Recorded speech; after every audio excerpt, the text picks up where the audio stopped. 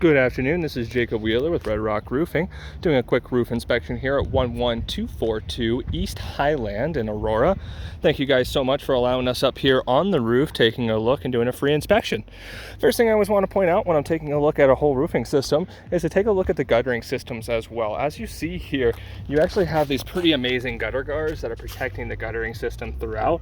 I'm not seeing a ton of granules piling up on top, so that's telling me that the age, wear, and tear of this roof is truly pretty minimal, and the gutters look great as well. So the next thing that I'm looking for, and the same thing that any kind of insurance adjuster is going to look for, is what's called collateral damage. Collateral damage is signs and indicators that hail has hit the soft metals up here on this roof. So I went ahead and highlighted a couple spots on these soft metals for you, just so that you can see that there are some signs and some indicators of some hail damage up here on the soft metals. Now, with that being said, this leads me to believe that I want to take a look for spalding. What spalding is when hail hits the shingle, dislodges the granules, showing fiberglass matting underneath that shingle.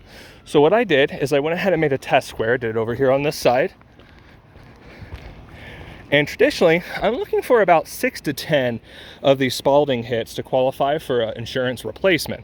Now, I'm not really finding any, so I wanted to show you what some damaged shingles look like though, just so you can see kind of a comparison.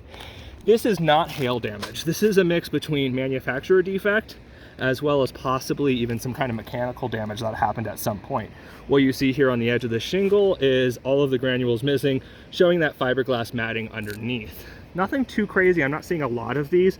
I think I went ahead and marked a total of 2 of them so far on the entirety of the roof. So although the roof has seen some better days overall, it's still a complete pass in regards to the hail damage and as far as being required to replace this roof up here.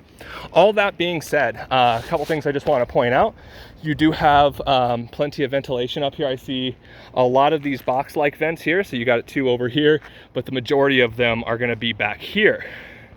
So I do believe you have 3 units on this side and just 1 or 2 over here on this side. So what I think that this roof would actually be a great candidate for would be what's called a ridge vent system. What that is a ventilation system that would go all the way along this ridge and along this ridge, which is about 17 times more effective than a single turtle vent that you see over here. So if you were to get re-roofed, I would definitely suggest upgrading your ventilation, just because it is a pretty big roof up here, and it'll just help with the circulation of the air in the attic space, helping keep you cool during the summer and warm during the winters. All in all, Jacob Wheeler, Red Rock Roofing, standing for greatness. I just want to say thank you again for allowing us up here on this roof, doing a quick roof inspection. Have a very blessed day.